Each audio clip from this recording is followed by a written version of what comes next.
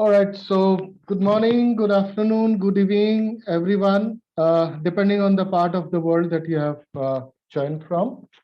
I'm Professor Aindril, and I head the academic operations at Amity Online. And today, I welcome you all to this very interesting panel discussion on the role of online education in employability and economic acceleration. And I'm told that this session has the maximum number of registrations from our audience. So before everything, I want to thank the audience for showing immense interest towards this session.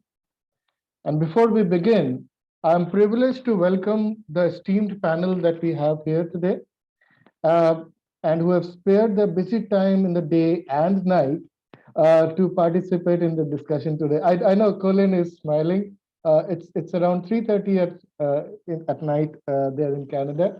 So Colleen, she works as the senior manager, Center for Part-Time and Online Learning, Centennial College, Toronto, Canada. And following 27 years in the financial services sector in successively challenging roles in the risk management and compliance, Colleen made a major shift into higher education. And she started teaching adults part-time, and then really took to it. She created and taught face-to-face, hybrid, and fully online courses and programs since then.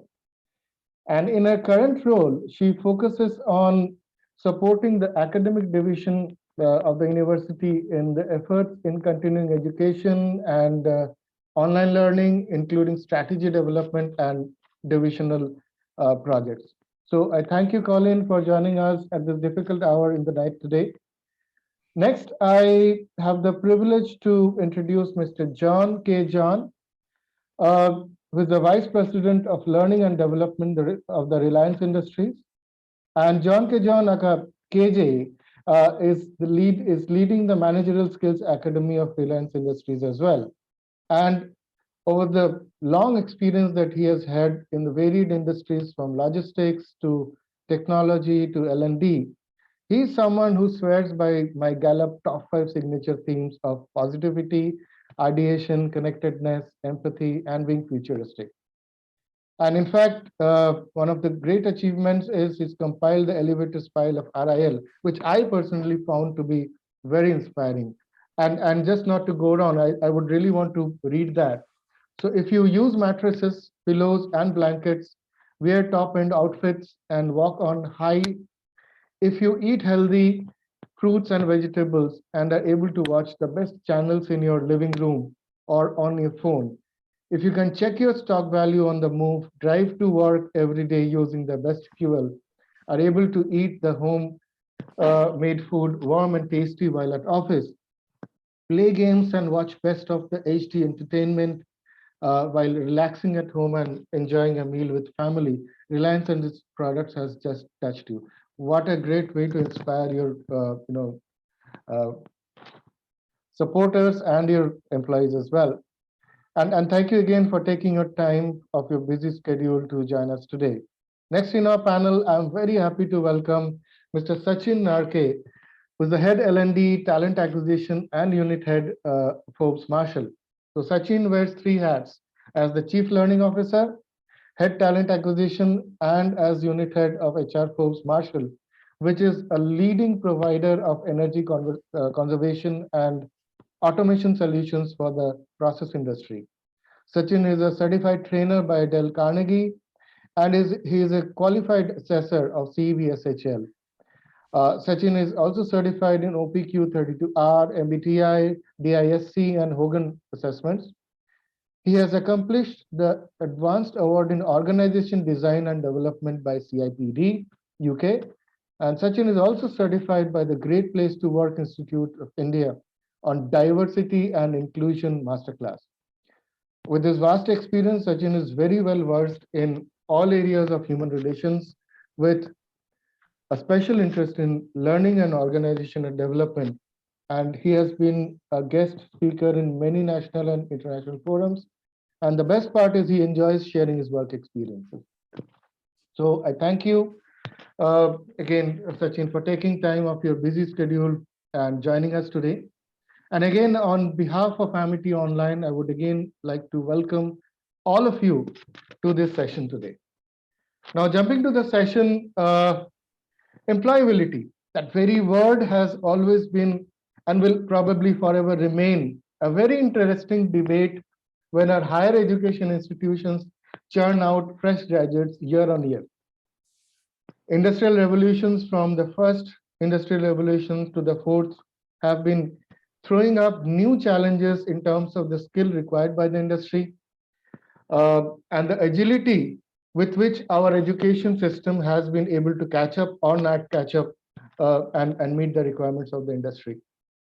So like, while the first revolution mechanized the industry, the second industrial revolution gave us the assembly line, the high volume industrial production and high mass consumption. The third allowed the information to be captured in a digital format and to be cost effectively transformed and manipulated and transmitted.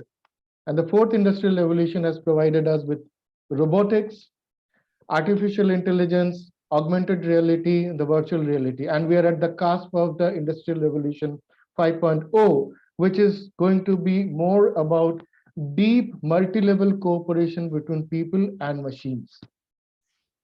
And what we hear today is we hear that our higher education institutions are still struggling to implement the Education 4.0. And with this, we could be staring at a huge skill gap. Some standard job roles become completely obsolete in next few years, and new job roles, and some of which probably have not even heard as we speak today, are coming up at a rapid speed, and as a result, the demand of the industry shifting and changing very, very rapidly.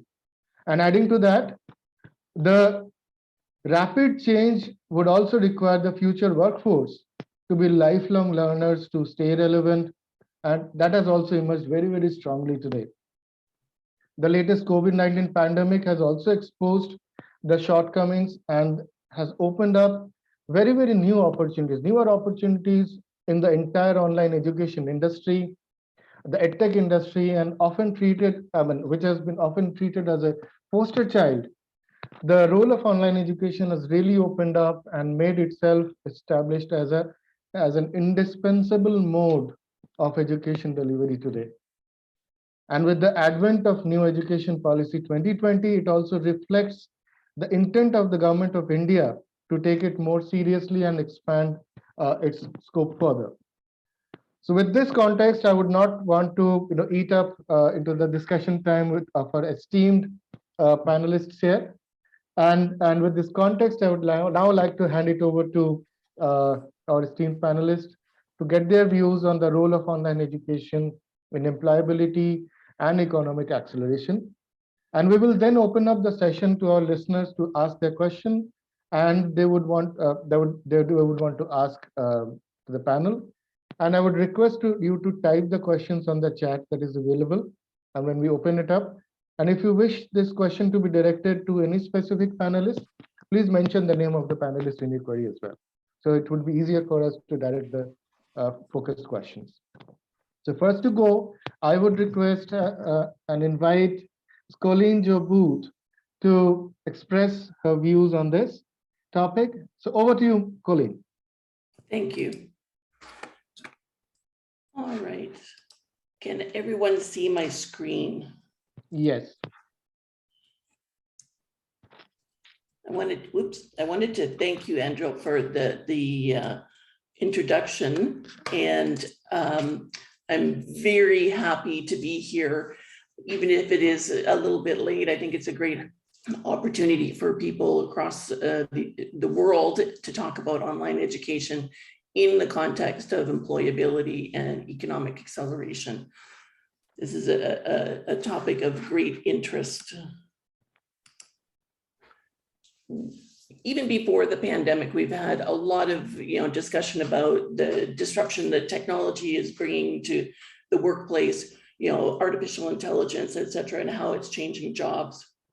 A small statistic here, in Canada, we're looking at it, 400,000 Canadian jobs are looking for people, and we have 1.3 million people looking for jobs.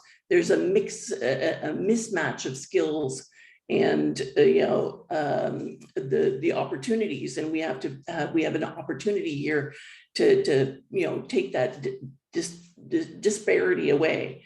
Another item that I think is really interesting is out of a report from Gartner was the idea that skills have a shelf life now. There's what they call a half-life of skills. They estimate, employers estimate that, a good portion of the skills that are used today are not going to be usable in 4 years from now.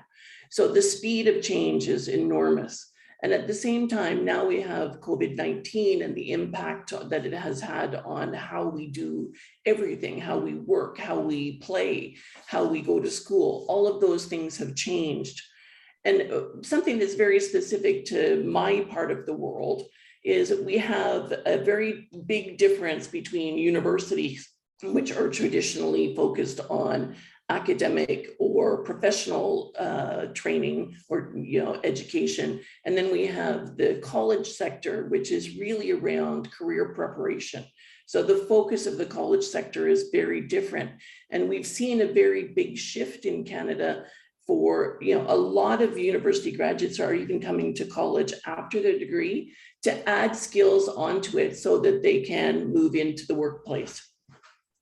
All of this to say, kind of set the stage of where we're going, and the need for flexibility and adaptability within education. Just as you've mentioned, Aindril, about the idea that are we keeping up with the marketplace, right? So I would like to propose an idea that one of the things we need to do is collaborate. The idea of being successful in terms of shifting higher education to address that need from the point of view of employers and the overall economic engine of any given country or province. Here in Ontario, we've had a lot of success in this area. On the policymaker front, from the point of view of government, different areas like the ministry that looks after education, we've done a lot of focus on working collaboratively with other partners in the infrastructure for education to come up with solutions to barriers that higher education has. We've been looking at it from the point of view of, how can we shorten up the timelines for things? They've actually been providing a lot of funding. The Ontario government has put $50 million last year into a virtual learning strategy, where they've gone out to collaborative university and college sector partnerships and provided funding for the development of a lot of material that is going to be openly available for anyone to use. So these are some of the tactics that the policymakers are taking. At the same time, we have industry that has always worked with the college sector in particular in terms of connecting what's needed in the workplace with what we do in the college. But now that has accelerated, and there are more opportunities for the employers to work with the college sector in terms of working in terms of applied research projects. So, for example, we have situations where the employer has a business problem, and they can come to the college, and the students will work on that business problem, and that's a real world problem that the students can solve. And it's an excellent way for them to learn. Another one is, participating in, cooperative programming, so that, the students go through their program and then they go to work for a period of time to get that real world exposure. There are many opportunities like that. Additionally, operating on the program advisory committees, which is a fairly standard. So that industry collaboration with people like us is really a lot stronger. We also have, the learners aspect here. With COVID-19, the learners are, becoming much more comfortable working, in online space, and I think are a lot more self-directed. And I would like to see learners become a lot more conscious about what it is that they're looking to achieve in education, and become a little bit more critical in their, decision making around what type of education they want to get, so that they can apply it in a career sense. That's a whole different discussion. I know that John K. John is going to be speaking about, career, paths and things like Strengths Finders, which is a tool our college uses. So I'm a proponent of that. These are all things that the learner can bring in and put their voice to it. Another way that learners do it, I'm unsure whether, but I'm, probably, good guess that all of the universities and colleges in India also have to provide statistics to the government. Here in Ontario, we have what we call the KPIs, and they're published publicly. We have our learner satisfaction, our employer satisfaction with our graduate rates, all of these things. So these are kind of, critical, is make your voice heard. So there's that. So looking at it from this perspective, what are higher education in Canada doing right now to focus on this very problem and to work collaboratively with the other, players in the ecosystem?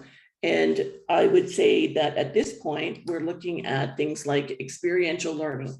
We've always had experiential learning within the college context, but it's being augmented, right? So when we think of, experiential learning, and we're looking at it from the point of view of that hands-on learning that helps them transition into a career.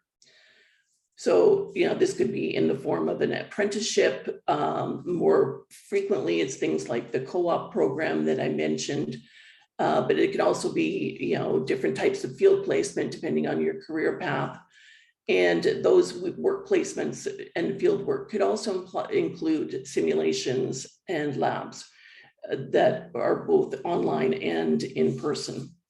And then some other items that we would typically consider as being experiential learning are those capstone projects where you can bring in things from your existing workplace if you're working, or you can do those applied research projects like I mentioned. As an example, in our wearable technology area, we have a group of people that over the COVID-19 sequence built a portable ventilator that was Wi-Fi based and could be used for patients in the COVID ward or elsewhere, right? So this is a one example of a research project. And capstone projects, we have a number of things where, for example, there's a contest every year in Ontario for project managers. And this year it was held fully online. So all of these types of things can be done in an online space. And then there's service learning and learning abroad. So those are some of the examples of the experiential learning, and is working with employers to decide how is that best aligned with their programming area and their needs in terms of the marketplace. Another big one is micro-credentials. Micro-credentials, you'll have heard a lot of buzz about this, particularly out of Australia, New Zealand, a lot of it in Europe. In North America, we're doing a lot of talking about it having a standard set is not quite the same, because we have some different structural things that we have to work through with our policymakers. But generally, we've gotten to the place in Ontario where we were putting together a micro-credentials toolkit, and there are some pretty standard definitions or criteria, principles that would apply. One of them is the idea of being labor market driven. There is a real need for good labor market information that is up to date. We are working with a startup firm that has a lot of new information that we're really excited about. To collect this labor market information, we're using external parties, but we're also using that anecdotal information from the employers directly, working with associations, unions, and what have you to build that. Micro-credentials are short, and this is a definition that is very complicated because colleges typically think of them short as a different term than a university would. When we think about it in the colleges, they can go down to like 5 hours of general time, whereas in a university would be typically considered a lot more than that. For the most part, these are courses or programs that it would take less than a year, and could be a boot camp or whatever, but they're not that comprehensive type degree or diploma. And they're very, very much focused on skills that are related to an employer or a sector. And that means that they're very much outcomes or even competencies based. So you actually have to demonstrate that you've been able to do something. And of course, they're assessed. And, when Sachin was, being introduced to the topic about the assessment element and having the employer involved in ascertaining that those assessments are actually going to demonstrate that they can function in the world of work in that industry, that is really critical. And then one of the big ones is that they're stackable.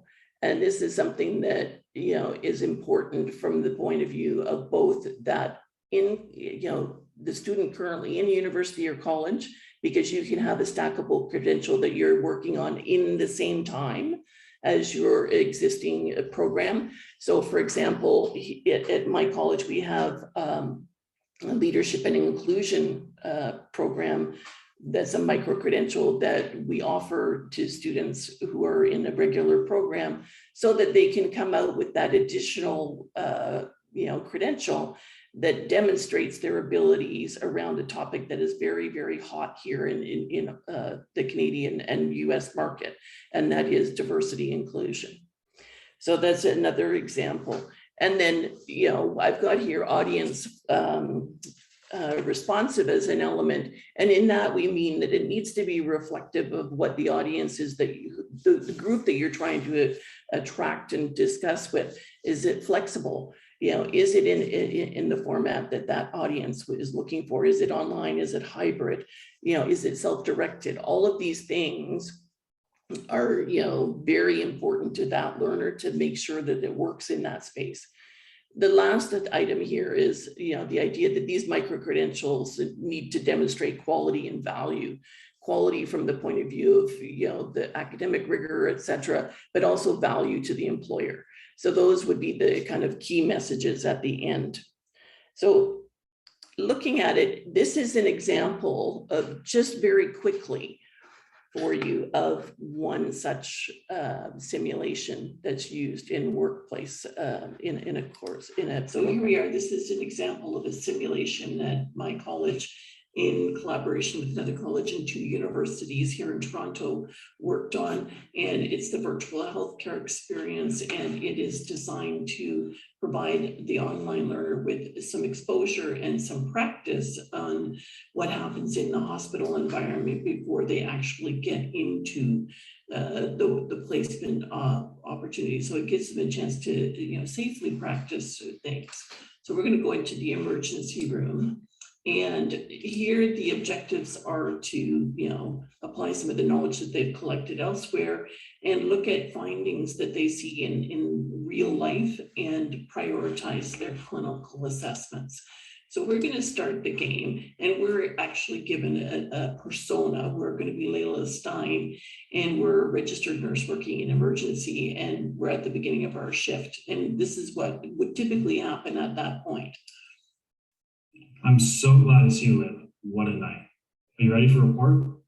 Sounds like you had a rough night. Go ahead, I've been waiting.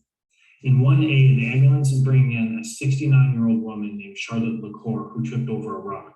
Her vitals are stable, she's alert, reports pain in her left hip, and has bruises down her left arm. She also has a history of rheumatoid arthritis.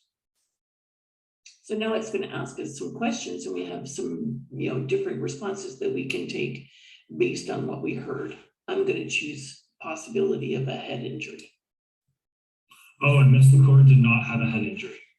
Next, in this actual scenario, we were given 3 different people to go through and were tested on with, different scenarios where, the simulation provides different experiences to each one. And in this case, we're at the end asked to remember all of that information that we would have had in a real life scenario and make a selection about which patient is our priority. And in this case, able is our priority. I am going to assess Abel Petrovic first. Good idea. He hasn't really had a full assessment yet.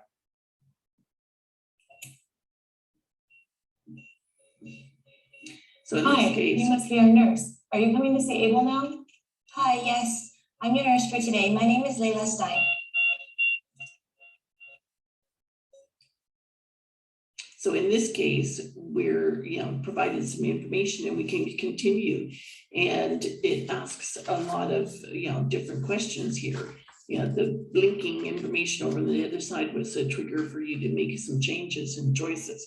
So this is kind of a typical situation, and it continues on in quite elaborate depth. So this is a great example of an actual simulation in the online environment. All right, and I'll show you another one, a different thing. That was, the healthcare is very much a group that is very keen on online education because of their shift work, etc.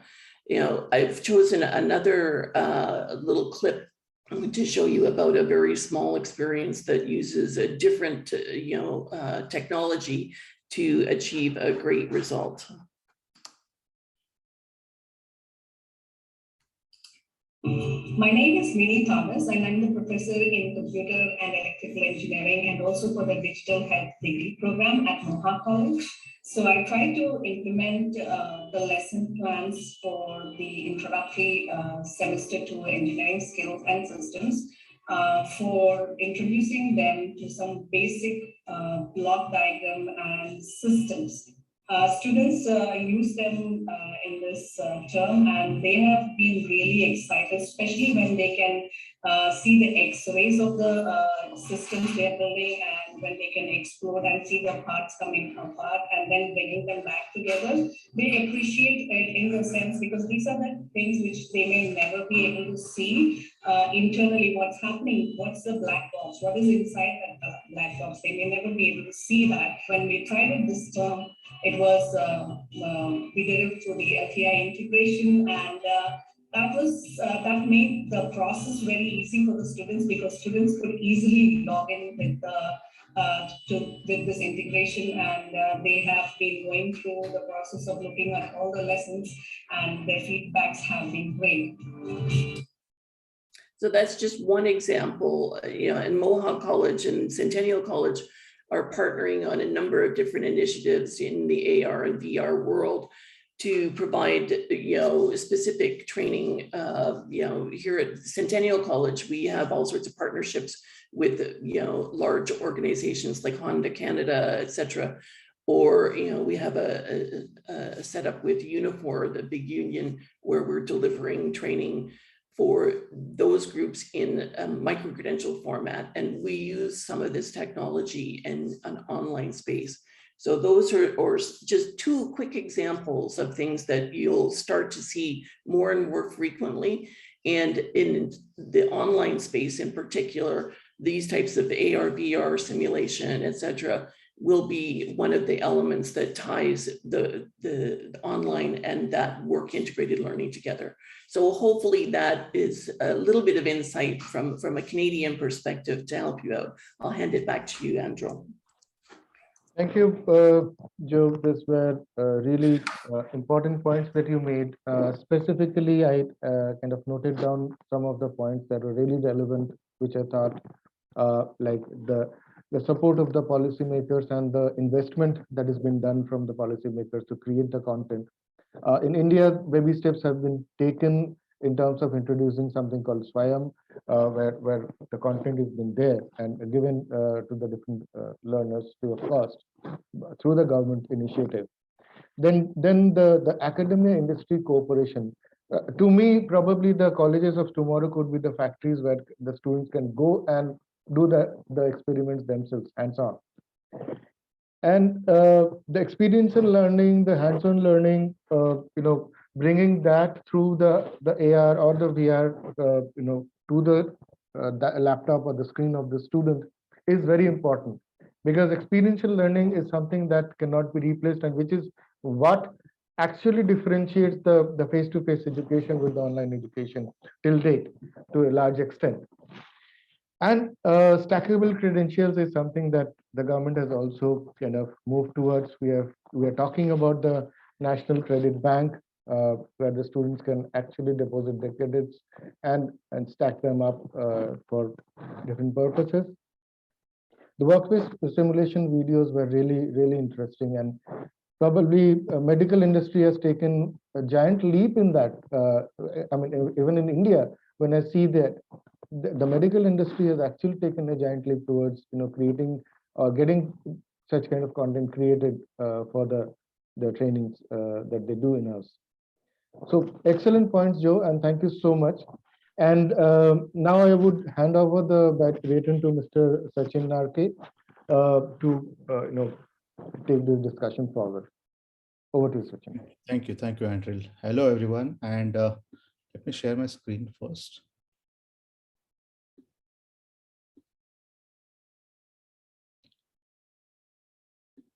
Is my screen visible?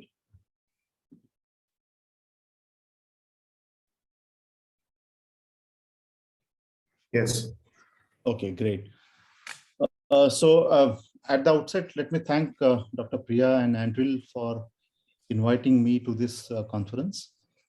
Like what we were earlier sharing, that through this platform, I am able to reach to many members across the geography. So very glad to be here.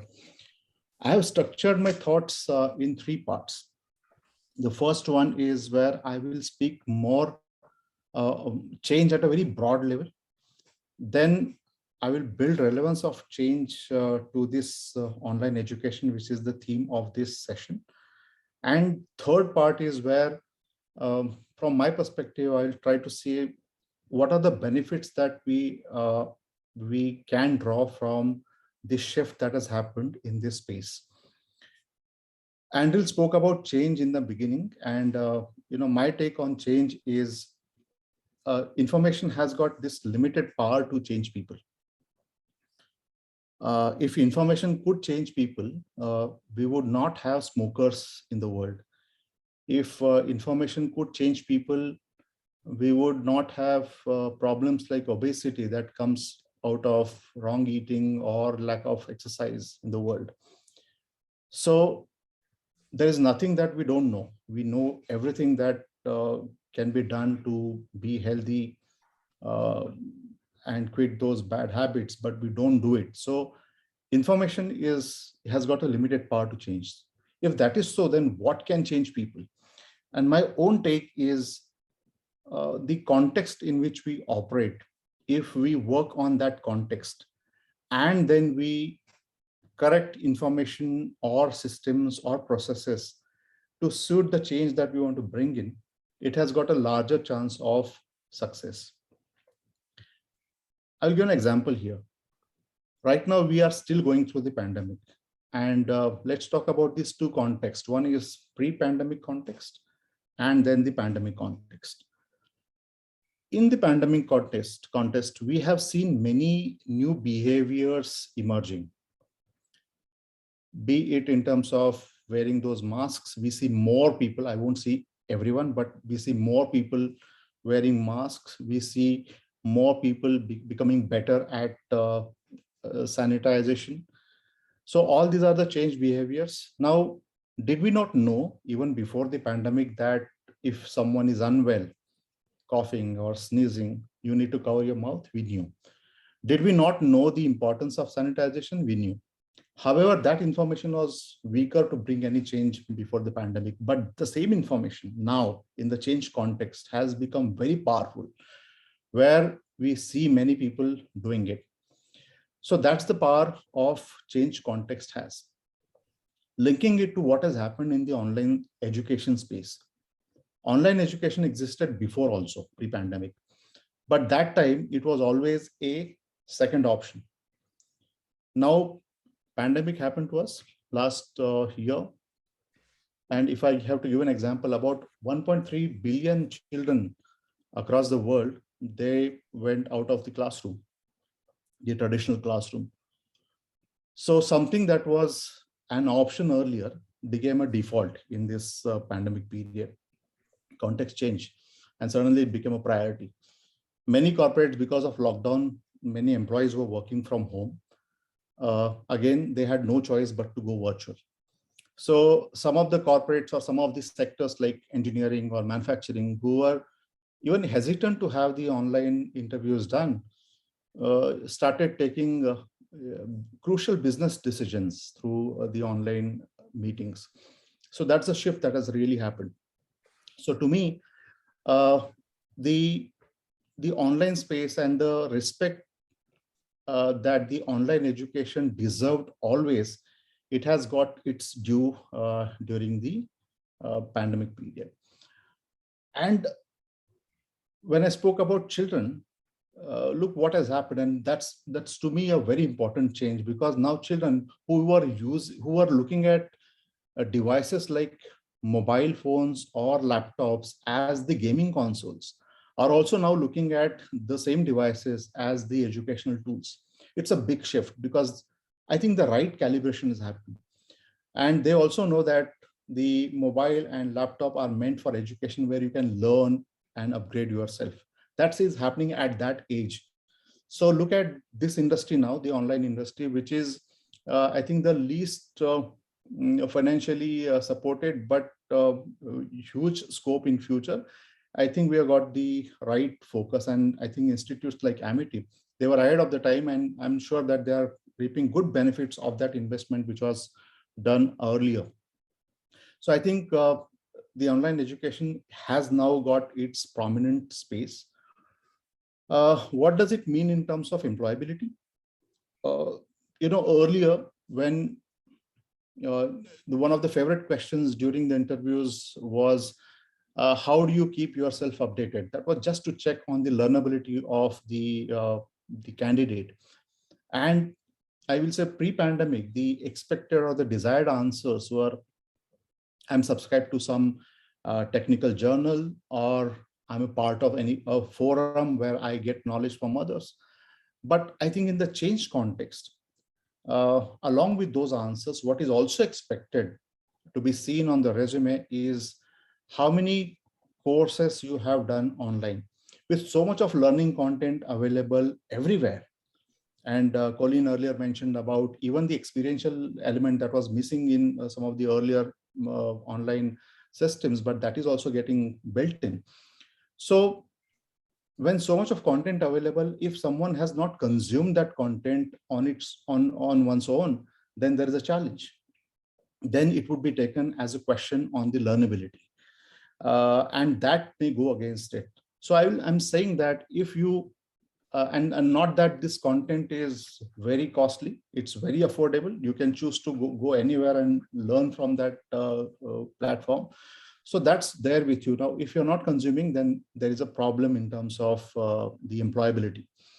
Why corporates spend huge money on training employees? Because they know that the moment the competence, the collective competence of the employees is increased, it has got a direct correlation with profitability. Now, if organizations start picking profits, they will share the profits with the employees, and then the purchasing power will go up, which will in turn help the economy to grow. So it's a cycle that we all know. And therefore, that learnability on the resume is very, very important. And I have seen, because of this change in the way we look at the online learning that has happened, corporates going ahead would be asking these questions. How have you learned so far on your own and updated yourself on that one? One and done degrees is a thing of the past. We should not be really, yes, we should celebrate our achievements for sure. But I think in today's context where you can learn anything, anywhere, you need to have more of that being seen on your professional profile.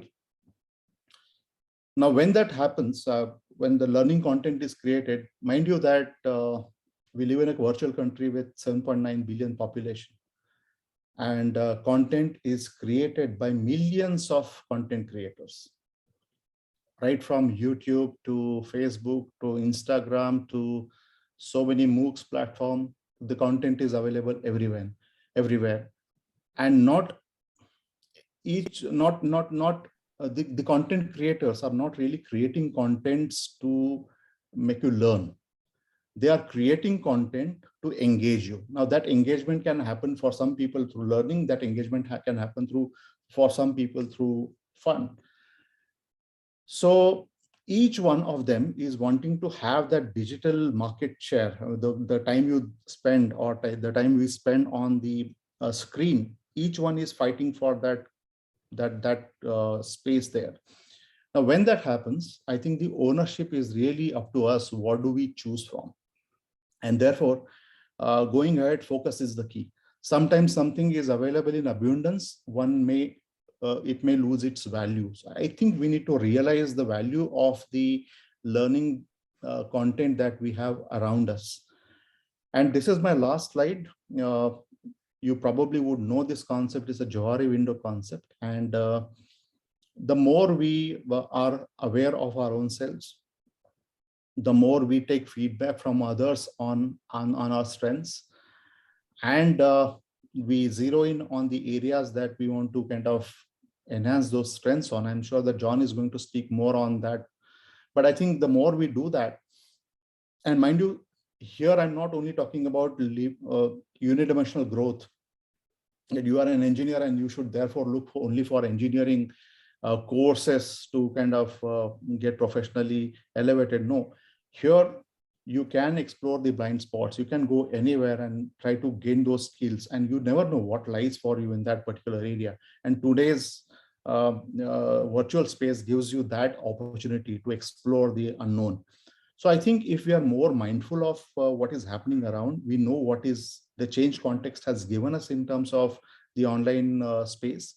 And if we focus well, going ahead, the future is brighter who understand the value of this change. So that's it from me, Aindril. Thank you, Sachin. And these were, very interesting points. And specifically, when you talked about the contextualization of the information flow, making it more powerful, I think that's a very powerful statement that you've made. And on the personal front, I would also like to, at some point of time during the discussion, specifically from you and John, want to understand about the psyche of the industry right now. That if I present to you two candidates, one with a regular education degree and one with an online education degree, which one would you prefer?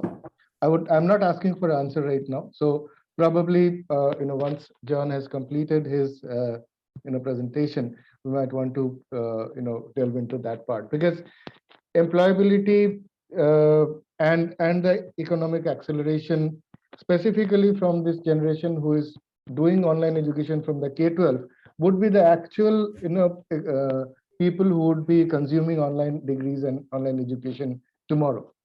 So we're building that pipeline, but how are the organizations changing in their mindset, or is it only restricted to skillifying? And so that is something that we would want to understand. Yeah. And especially Professor Aindril, this is Professor Avinash here. Yeah, Professor Avinash heads our distance in online education. Is the director there. And especially when the government has considered this conventional education, the regular education, and the online education at par. This is through the notification of the government, which is very, very important. And also the curriculum, the syllabus, the content remains the same. Not only this, but the pattern of the examination would also be the same. So under that context, Aindril's question is highly relevant. So over to you, Professor Aindril. Thank you, Professor Avinash, and we would definitely come to that. So now I would hand over the baton to Mr. John to enlighten us with his thoughts on this topic. Over to you. Thank you, and pleasure being with all of you this afternoon or early morning for Joe. And let me just for us to. So I'm going to take it on from a slightly different perspective, more from the student perspective, and I'll come to the bigger picture a little later. So look at these numbers, and these numbers are pretty important for us, and most of us know this. In a 7.8 billion population, we have 5.2 billion people who use unique phone numbers, right? Internet users are close to 4.66 billion, and the active social media users are close to 4.14 billion people, all right? Look at the penetration for each of these, 67%, 60%, and 53% is what we have, looking at the digital space that we are in. If you go further, look at the daily time that we spend with media. The average internet user or use around 6 hours and 55 minutes, or almost 7 hours on the internet. Social media folks use close to what, 2.5 hours, watching television 3.5 hours, listening to music an hour and 34 minutes, and using gaming console an hour and 14 minutes. Now, having said that, and looking at that as the context, one needs to, I love this WhatsApp that I got. It says, who led your digital transformation in your company? Was it your CEO, CIO, or COVID-19? We all know the answers to this, right? And it's pretty obvious that this is what happened with COVID. COVID just changed everything in the landscape for us, right? And people who desperately wanted to make changes in the digital transformation stuff in their organization just had it happen because of COVID. COVID just drove everybody on the digital bandwagon. But I want to just share a little bit in terms of what man has been doing over centuries. If you really look at man, they have been building things over centuries. I mean, this is what the Egyptians built. And I thought I had the answers the other day, that I know how the Egyptians built the pyramids. And all of a sudden I realized that cannot be right. We're still grappling. How did the Egyptians build such huge stuff during their times? But they built it, right? We also have the Wright brothers who built this for us. The Wright brothers built the aircrafts, and today we fly from one country to another country, but they built something that has lasted over time, of course, with improvisations and versions. So the question that we need to obviously ask, and I'm just coming to that, but I'm a futurist, and you possibly heard my last talent that I have, the top 5 talent is a futuristic talent. And I can say with some confidence that India is at the cusp of seeing something big when it comes to entrepreneurship numbers. We are there. We're just about breaking in the seams. We're going to break so big that drop a stone and it's going to fall on an entrepreneur, right? And so I want our students to have that bent of mind as well. It's one thing to work in a career, but a totally different thing to be actually doing something on your own. But the question remains, what are you building? I believe that all of us are here on earth for some purpose, that we need to build something that lasts. We need to build something, whatever that is. You got to ask that question, what am I here for and what am I building? And that is why I think we need to understand, the student needs to understand that I'm not here to just spend time and just go with the flow. I need to understand what my talents are. I need to understand what comes naturally to me. You know what talents are? Basically thought, feelings, or behavior that can be productively applied. And I'll just explain that a little bit. Something that you can do naturally. What comes naturally to you? What comes naturally if you wake me up at 12 in the night and say, John, please do it? Well, that's exactly what I'm doing right now. I can speak to any audience at any time on any subject, given a little bit of time, right, for me to prepare. The other thing that I can do naturally is to sing or play music. It comes naturally to me. You don't have to tell me that I have to learn it. I can figure it out pretty quickly. And the good thing is everybody on the platform today has a talent, has at least one talent that they're good at, and they can do it so confidently and so well. And so you got to begin with talent. Let me just give you one example quickly. When we fly an aircraft, and most of us love the window seat and we just jump for the window seat.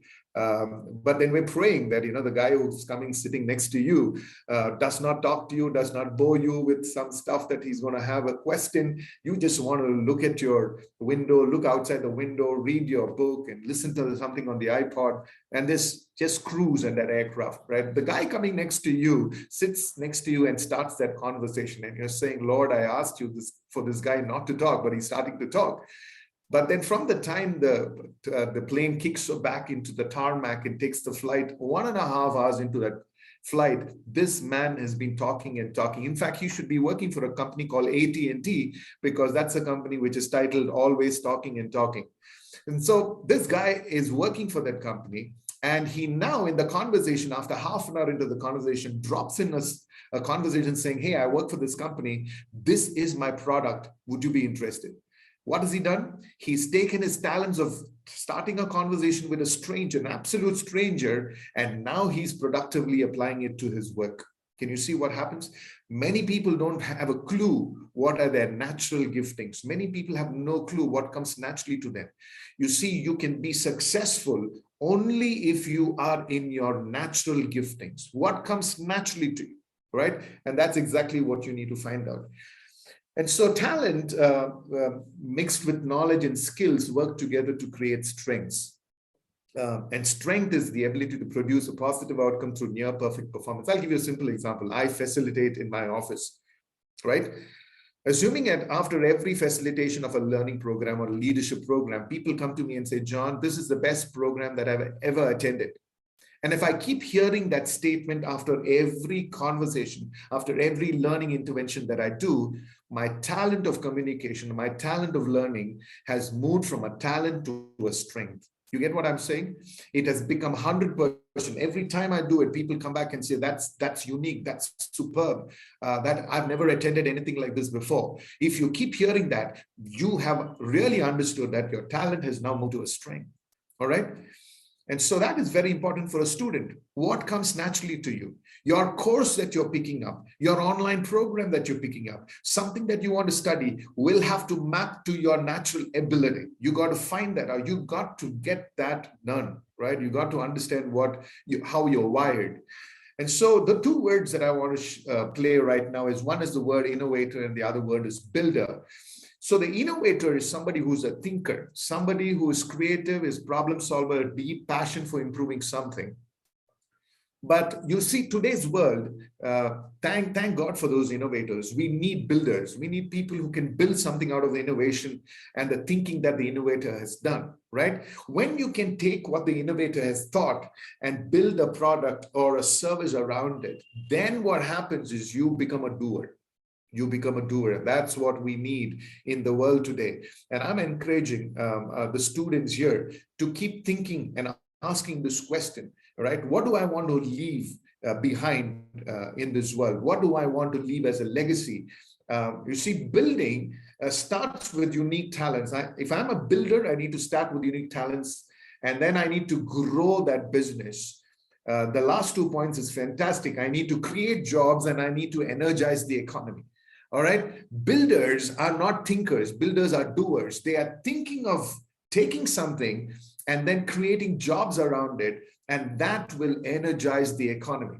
Can you imagine if Canada and India and every student who's actually getting into university think of actually wanting to touch lives by growing a business that will create jobs and thereby energizing the economy? Can you imagine what's going to happen to the GDP of these countries? Right? That's exactly what we need to have. All right. Now, I know I've not probably talked about employability per se, but I'll leave it for the Q&A because I have a statement to make at that point of time. But thank you for that time. But I just wanted to encourage the students to know and understand that they need to begin with understanding what their talents are and moving into that big time. Thank you so much for your time. Thank you, John. And those were very important, relevant, and powerful statements. Specifically, I'm sure our audience and the students that we have, in fact, even ourselves, take a cue from that. And it's also the more important that identification of talent by someone, identification of strength by oneself might not always be possible. So then we would need those guides who can actually help that person reach that, or understand his or her inner strengths. Right. Which is where we as educators come in and make that difference there. So thank you everyone for your thoughts. So what I've done is we have opened the forum for the questions, and there are very interesting questions that have flowed in. So I would read out the questions and then we can probably collectively try and answer them. All right, so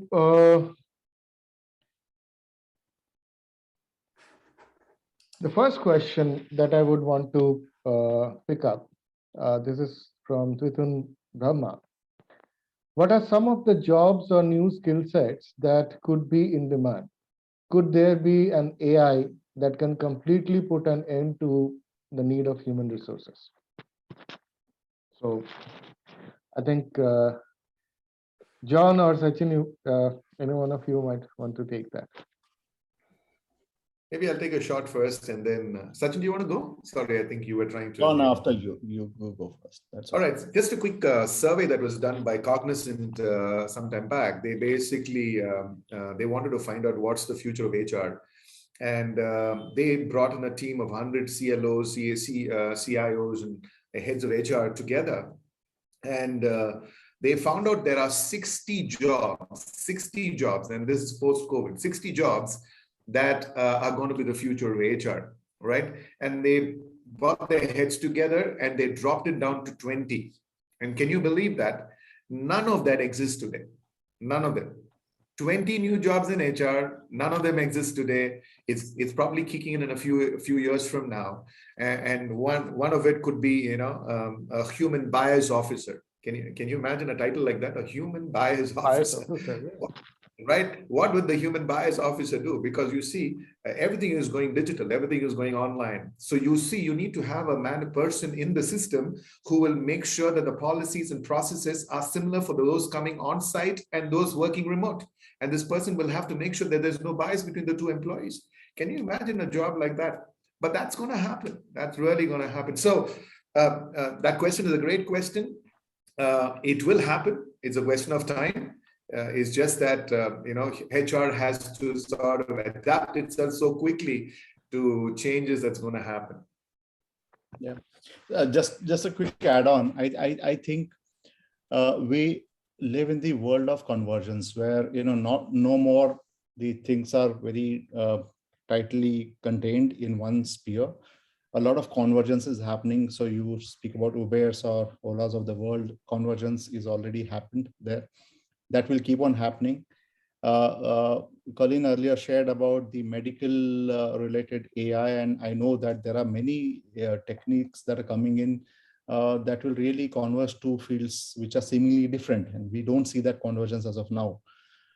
But whether it will replace, it will definitely give space for the existing jobs to create more, because the routine and some of that stuff will go away with these technologies coming in. The success will depend on what we do with that additional time and space that we get. I think that will make a difference. So difficult to say as of now, but I think it will a lot depend on what do we do with the time we save because of all these things. Right. And thank you for that, your views on that. And I think, Colleen, you want to pick up this question. How can online education meet up with the undeserved community without the essential access to the technology? Well, part of it is just having access to the internet. And this, for here in Canada, this is a challenge, right? We have a very large and very sparsely populated country. So just access is a challenge. And that's something that from a policy perspective, the government is making a lot of strides in terms of providing digital access to all of the individuals, which would cover part of that access question in terms of providing access to everyone. From the point of view of access, additionally, also is allowing some of the materials that we create to come through in different mechanisms like your telephone, right? Because the idea of having to buy a large piece of equipment or, whatever to actually, access the materials is key. And, thinking it also, again, remember when we spoke about the idea about being audience responsive, if you know that you're going to be creating materials that are directed to a group of people that may not have good bandwidth or may not have things, you're going to be very selective about how you design for that group. So there's a lot of different considerations in this question. Yeah, so the last mile connectivity is very important, and the way that we develop the content to ensure that it is available across all the platforms is all the more important for ensuring that this happens. Now, the very interesting question that has come up here, and again from the HR perspective, can you cite some examples in corporate world where elevation and promotions are taken care or any job rotation with career planning initiatives? Yeah, I mean, one, if I can take that, I think there is a shift that has happened in that space also, where earlier employees wanted someone else to define career path for them. I think somewhere the onus of someone's career is with that person himself or herself. That anchoring is very important. And what role then organization and HR can play, or the respective manager can play, those roles can be defined. So their roles is more to create frameworks and more to create context for someone to excel. But what do you want in your life? What do you want to achieve as far as your career is concerned? That has to really come from the individual. So I think in today's space, with all this online education and everything happening, the role of L&D has also transitioned. There are no more content creators. We won't expect now instructional designers to be on the L&D team, because that is happening. Experts are creating that content.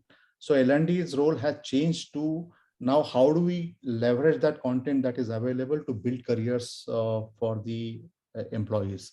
I think that role transition is happening, and but as far as career ownership is concerned, that ownership and planning has to happen at the individual level. Right, and I that's very important. And John, you want to come in? I saw you smiling at the question. I'll just make a statement. Many people either get introduced or introduce themselves saying, I have 25, 30 years of experience. The question I want to ask is, do you have 30 years of experience, or is it 1 year multiplied into 30? Do you get what I'm trying to tell you? Yep. Many people have one single experience or 2 years of experience, and that is multiplied over time, right? And so many people look at promotion going, vertical, and we are always looking at vertical growth. I want to challenge people to start looking at horizontal growth. Learn as much as possible, go breadth, don't go depth, go breadth, right? Have 1 or 2 things that you can go depth, but go breadth. See what you can learn, different things in your organization, different functions within the same function, right? Pick up, because then what is happening is, if there is a chance of promotion, there's an automatic candidate, and who do you think it's going to be? It's going to be you, all right? So that's what I want to challenge the students. Very valid, because I probably am an example of that same. So now this is for Colleen. I'll just read that question out.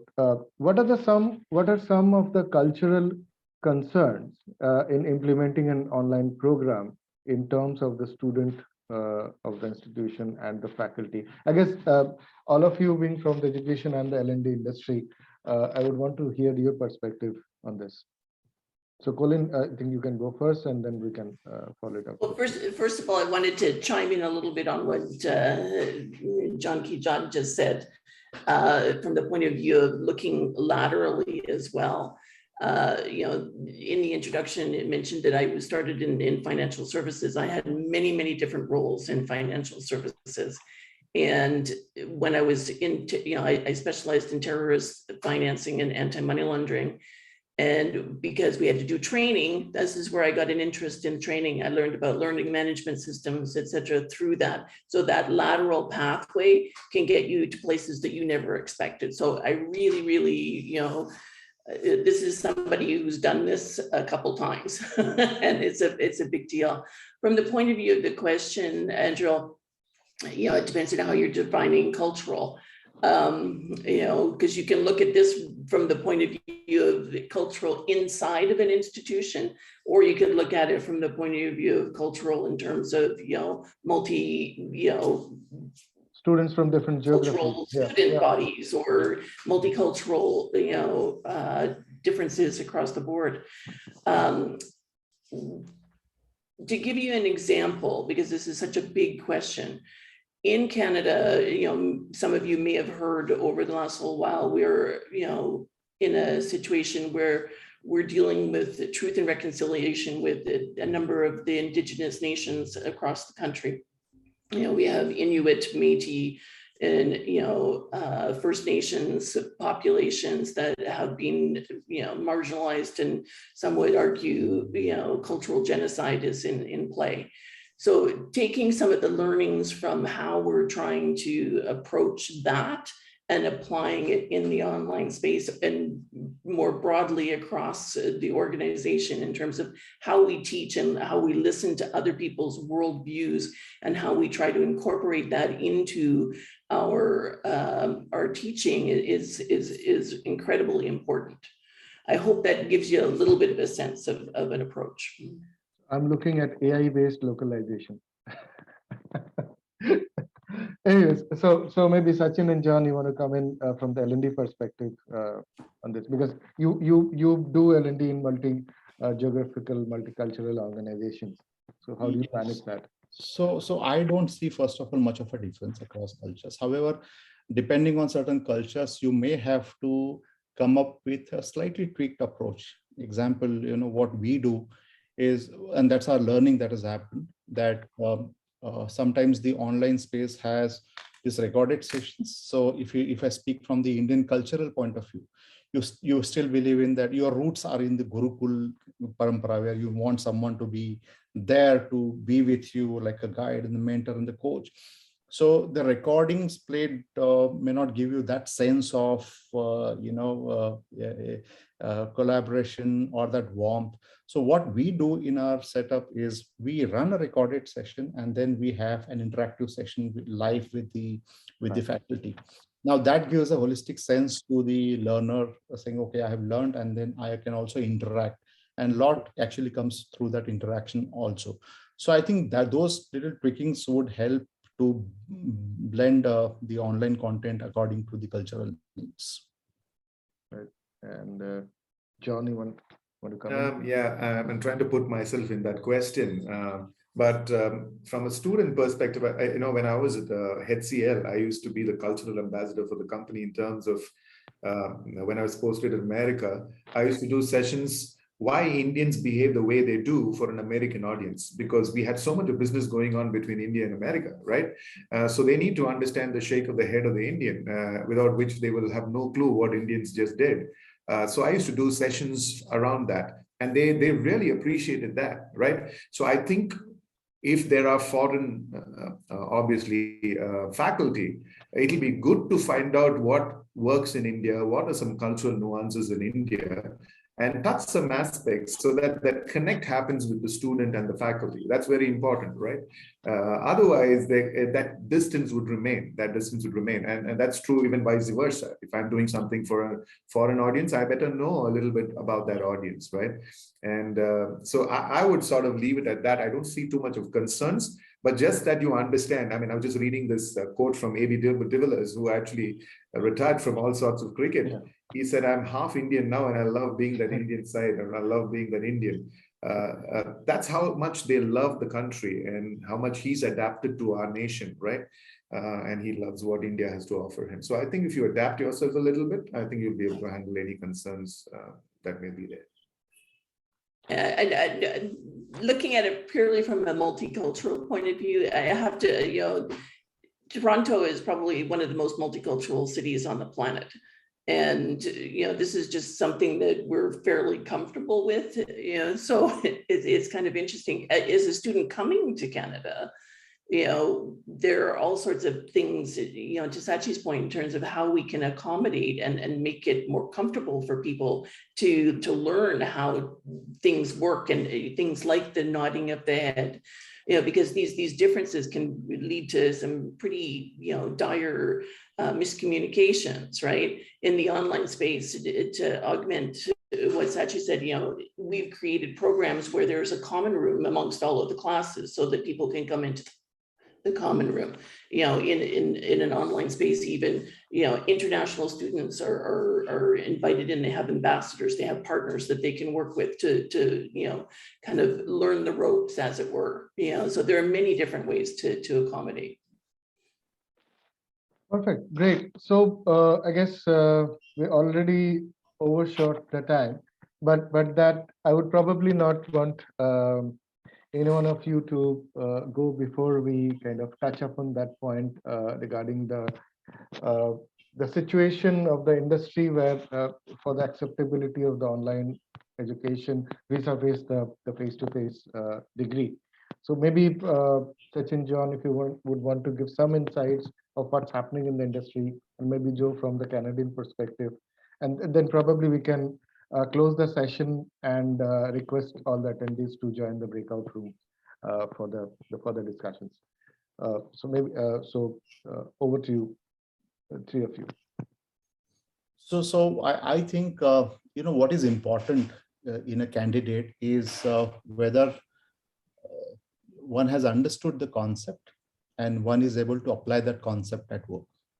That's what you sense during the interview. Right. That's what matters.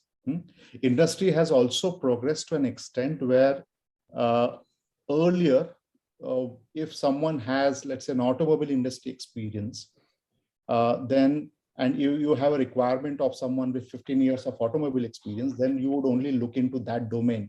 Now, industry has evolved to an extent where they are hiring people not from that industry because of the view that they get from the other industry, maybe from FMCG.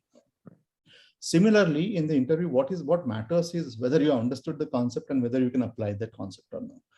Now, whether then you have learned through the traditional system or online system or somewhere else doesn't really matter. If I'm taking HR interview, I would rather ask, okay, do you know the expectancy theory or do you know the Herzberg theory? That's what I will ask. Now, I will not really go into whether you have learned it from a university or online space. That really doesn't matter. Right. So that's very important, because probably that was the last question that was asked by one of the students or prospects here, that do students pursuing their degrees from the online modes are equally acceptable and got equal opportunity during the placement. So that's a very important thing to know, and very heartening to know that the students who are planning to join online degrees can go in with that confidence that yes, the industry is changing, the mindset is changing, the acceptance is happening. And probably, Joe, you can close it off by letting us know that the Canadian perspective of what's the situation there. So we have an international perspective coming in from there as well. Yeah, I would agree. The employers are looking for people that can do things for them, right? Fulfill the job tasks and make those things happen. If you have a degree from, it doesn't actually matter to people whether it's, from in an online program or whether it's a face-to-face program. Earlier someone mentioned the idea that, the outcomes are the same. The work that you do is the same in those programs, whether it's face-to-face or online. So there is no distinction. But we are completely out of time here. And thank you so much, Joe, Sachin, and John, for sparing your time and sharing your valuable insights. Thank you, Professor Avinash, for dropping in and encouraging us. So we close this session for now, but I would request all the participants to move into the corporate corner room, where the discussions would be continued with our experts there. And a lot of your questions, which unfortunately we were not able to answer due to the paucity of time, and my apologies for that, would be answered there. So we'll expect you there. Thank you so much, and thank you again, dear panelists. Thank you, Professor Avinash, for your time, and thank you, Dr. Priya, for putting everything together. Thank you, Professor Aindril. It was a commendable session. And thank you, all the speakers. We are highly delighted to hear you. All the best for having us. Thank you. Thank you. We look forward to right. meet you in future.